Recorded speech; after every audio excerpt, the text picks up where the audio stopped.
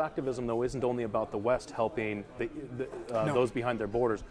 Recently, Telecomix was very involved in Smile 29. Could you explain a little bit to the viewers who might not know what Smile 29 is? Yeah. And then also your involvement at Telecomix in helping to expose the issues around Smile 29. Yeah, I think coming from the internet and coming from a background of hacktivism, we think of the European Union and parliaments and political systems like technological systems. They can be hacked. And how do you hack it? That's a big issue, and that's a constant kind of work in progress, how to hack politics. So during this Smile 29, there is a proposal that a data retention directive will be extended to search engines. So basically the European Union wants every Google search to be stored in a database so that the police can access it. And so mass surveillance. Yeah, it's mass surveillance, yeah. They argue it's for the children, it's for fighting pedophilia. Now, is that true? No, you don't Google child pornography. I mean, there is no child pornography on Google. I think that this is just another way of a regime wanting to extend their authorities to move into this wild thing called the internet.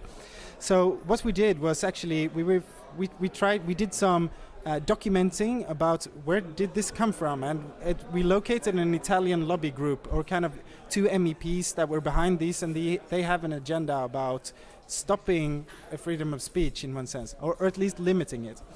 So, but the thing is that it was like a spam mail, because it's a written declaration, and you need the MEPs to sign it. And in this declaration, it only says like the directive number of the data retention directive. So most MEPs who actually signed this, and this I think is very alarming, that the MEPs of the European Union, they sign stuff that they don't know what it is. They just, it was a gut feeling, it's for the children, let's sign this. Oh. So what we did was to call all the MEPs, send them emails, call them, go on Twitter and try to find them. And we said, are you aware of the fact that you're signing something that will strengthen the data retention directive?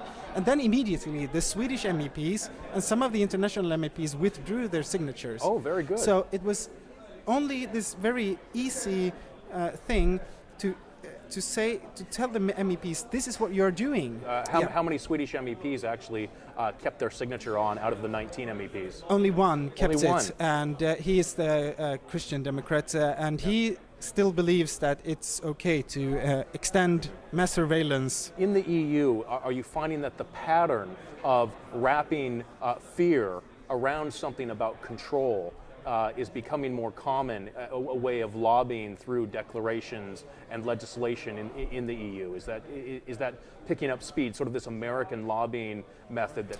Definitely, and I think that there is a transformation. I mean, when it comes to like these directives in the European Union, there is a democratic shortage. I mean, most Swedish people, I mean, the general population, do not read EU news, so they don't follow every single amendment and declaration and everything that happens, because it's not very accessible. It's spoken in a language which is very hard to understand. It is far away from Sweden or any country in the periphery of Europe.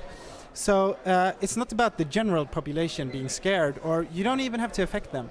It's only about getting a small circle of politicians where the lobby groups are kind of going straight for the parliament. They don't need the opinions of the people. They just need the votes in the parliament.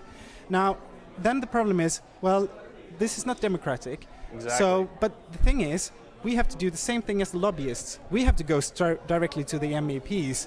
But we try then, the lobby groups have corporate interests. We have the interests of internet users.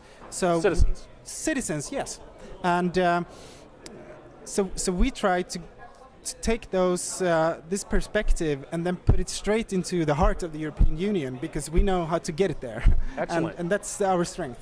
So people can also come to Telecomix to get involved in these Yes. grassroots movements to help to reinforce democracy in their own countries and within the EU as well. Yes. Well, great. I'd like to thank you for your work, and thank you for coming on the show. Thank you.